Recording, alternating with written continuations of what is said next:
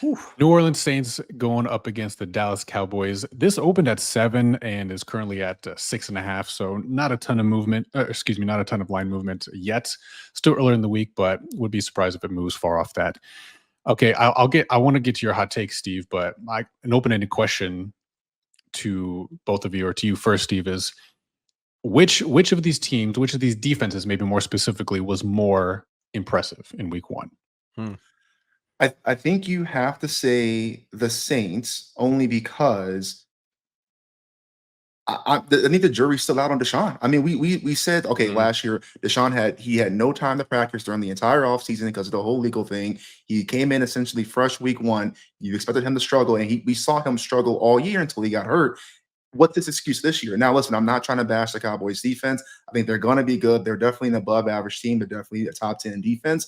But you look at what the Saints did, and yeah, again, Panthers are going to be an inferior opponent, but that was just an absolute a bashing. Now, what I do want to talk about though is the offense. So you see here on the chart, you look at the offensive expected points, you see Dallas is there with 7, right? And it looks like, oh man, they have such a great advantage on the offensive side of the ball over the Saints. And I gotta push back on this. There's this narrative going around that Dak got paid this huge contract and he rewarded the Dallas Cowboys with a great game and a stunning victory. And quite frankly, Dak had a at best mediocre game into the game with a QBR of 30.9, right? You look at his pro football focus grade, his PFF grade, he was ranked 21st, one spot behind Deshaun Watson. And so, you look at this team, yeah, they scored 33 points. They had 2 offensive touchdowns. They had 1 punt return for a touchdown. And then you look at their 4 field goals.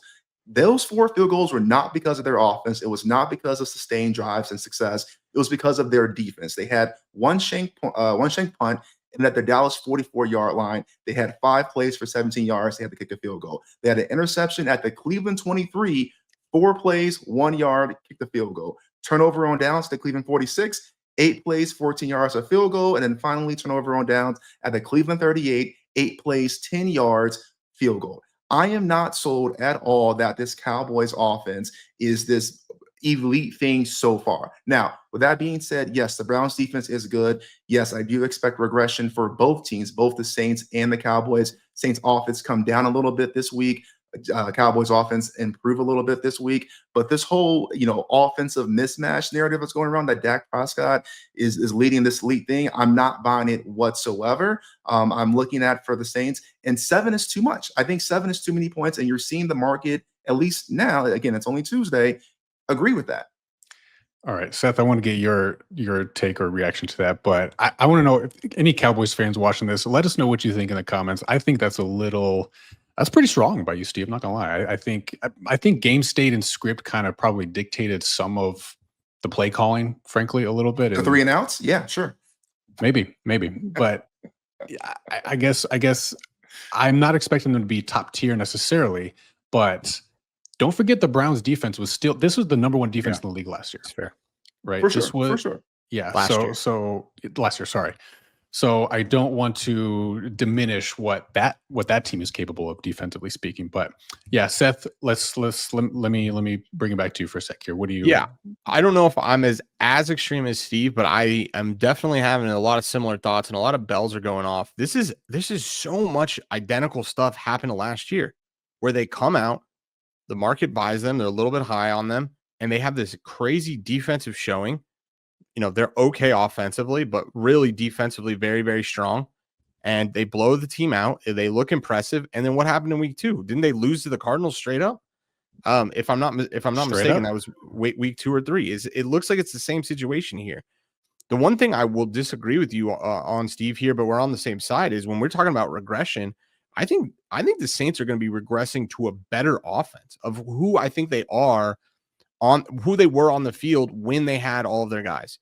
You put this in this new offensive system, I really do think you're buying as low as you're going to probably see the Saints all season. We saw glimpses of it last year, but man, I mean, this Carolina defense is supposed to be a good defense. Now, with week 1, we don't know. Teams can be regressing and progressing, and we don't know that yet. But if we believe that this Carolina defense was good and what we saw from New Orleans, I'm not necessarily expecting this to be right now. We have them 15th EPA per play, but this team could be, top 10 EPA per play based on what they put on the field week 1. So I agree with you. Seven is too many.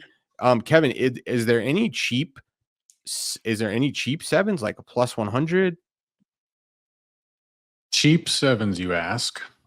Like Plus 100, yeah. So let's take a look here. Shout out Unabated Odds Screen if you guys are interested in using not only their odds screen, which gives you market maker books, but also a bunch of other tools that we use literally on the daily to help you make smarter bets. Use code BTB for a 5 free day trial. Yes. So looking at the Saints Cowboys, no sevens exist at all. They've already been bought. No more sevens. So No two more Steve's sevens. points. Look, it's not EV. I'm tempted to just lay it. Like, I feel square in a little bit because it's like, oh, Saints were good, so they'll be good. But I think it is more of a leading indicator here that we're going to get all the pieces come together. And I just don't know what we're getting on Dallas's offense. I mean, I think their defense will be good, but I don't know what we're buying on offense. Yeah. And one point to add context for the Saints offensive that you commented on. So Clint Kubiak and his offense, new coordinator there, they were dead last in the league in pre-snap motion rates. After week 1, number 1 in pre-snap motion and number 3 in play action. So they are really embracing that schematic change, and so far through week 1, paying dividends.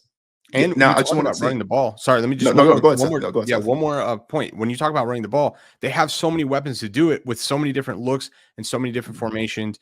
Like they're just a really unique offense. And who do they remind you of? The 49ers, who the offensive coordinator comes from and was the offensive coordinator, I think, for the last 10 years. So he has the exact personnel to pull off an offense that is the most efficient offense in the league. So I think it's pretty interesting to me what we saw in week 1, and I won't be surprised if it proceeds into the future. Yeah, 100%. And I still want to end this conversation on this note.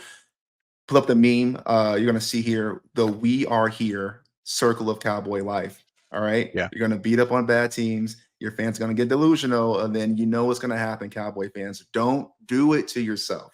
Don't do it. Well, what should they do? Just be like, oh, don't get too high. Don't get too high. We're going to lose soon. Yeah. Listen, Sorry, let's get a Bears fan. Okay, I was going to say, we're going to talk about the Bears here in a little bit. Yeah.